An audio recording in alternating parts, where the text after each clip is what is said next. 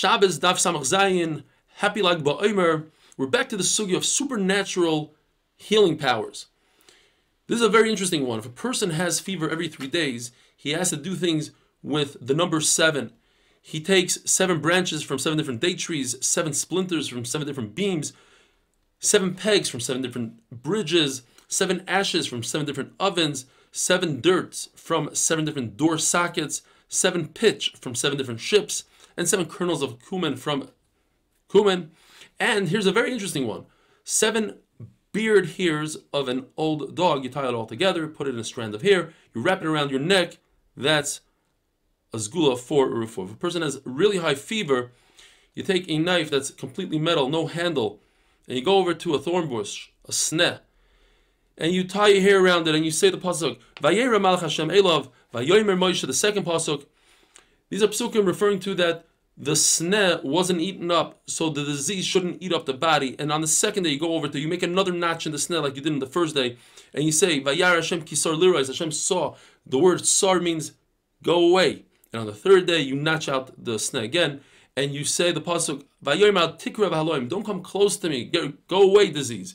And you tell the sneh.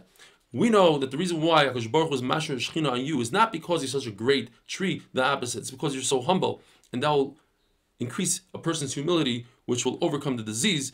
And you bend down to it, and you cut down the sneh, and you say, just like the fire ran away from Hananiah, Mishael, and Azariah by Kivshan Eish, so too my fever, my fire should run away from me. If a person has shchin, or a very painful blisters, or he has a shade, demons, or the shade of the Beis HaKisei, the Gemara gives a series of different words that a person will say.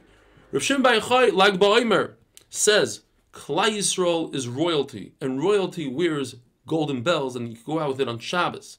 Unlike a slave, like we said, he cannot go out with a bell. We're concerned they'll fall. He's royalty. Rav says that's provided that it's tied tightly to his clothing. Says the Mishnah, continuing with supernatural things, a person can go out with the egg of a grasshopper if he's concerned of earache. Machlokes whether you can go out or not, we'll see in a second. The tooth of a fox.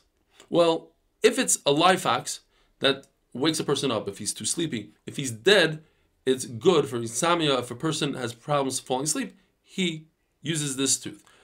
The nail of a person that was hung is good for a wound. According to Reb Meir, you're allowed to use this stuff. It's refuah. According to Chachamim, that's darkei amori. Is it issa d'oraisa to act like a guy with superstition.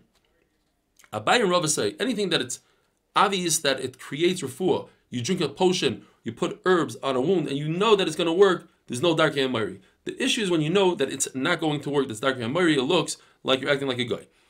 If a person has a tree that is really strong and the fruit fall off the tree prematurely, there are 2 things you can do. You load it up with stones. That's a natural scientific way of weakening the tree and therefore prolonging the fruit on the tree. Second way is to paint the tree red. Why is that not supernatural? Because what you're trying to do is to invoke other people that see this to get them to daven for you. As it says by the Metzora, Tomei Yikra, a Metzora calls out, I am Tomei, to have people have compassion for him and daven for him.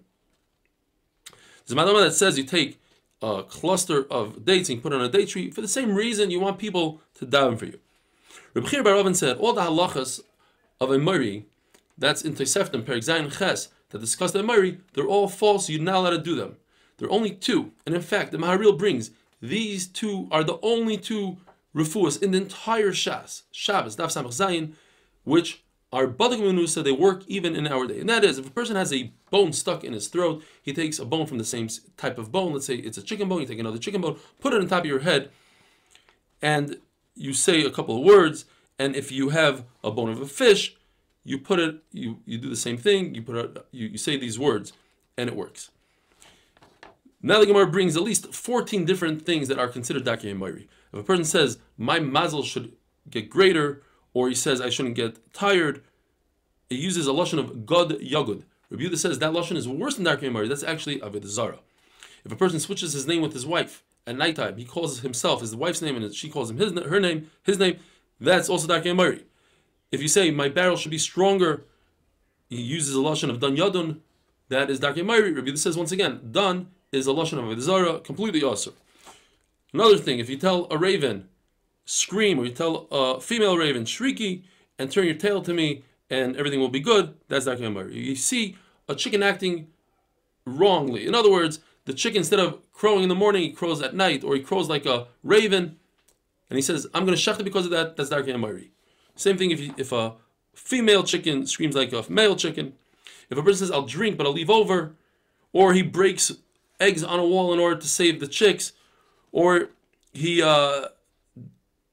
dances in front of the chicks, or counts to 71, or a woman who dances in front of a kutach, which is a dish, or she urinates in front of the dish, or she tells people don't talk loudly when I cook my lentils, or she says let's scream so that the beans will cook. All these things are Darkei Amari. These are things that are more scientific. You take a splinter of a mulberry in order to increase the speed of the dish, or you take broken glass, that is scientifically proven to work. Chacham say, if you use glass, you have other issues. The issue is sakana, you don't want to really eat glass, not a very good idea. To say l'chaim, the wine, l'chaim, it should be on the mouth of Rabbanan, that's okay. In fact, Rebbe Kiva, by the chassan of his son, he said, l'chaim to the chachamim and to the talmidim, you're allowed to take salt that thins out the oil and creates a brighter flame. That's scientifically proven. You're allowed to take clay, mud, and put it underneath the flame so it should go slower, it chills it out a little bit, and the flame goes slower. Rav Zutra says, if you were to cause your flame not to increase, but to consume more oil, you're over an Isidei Raisa, according to most Rishonim, of Bal Tashchis. You're consuming oil when you don't need to.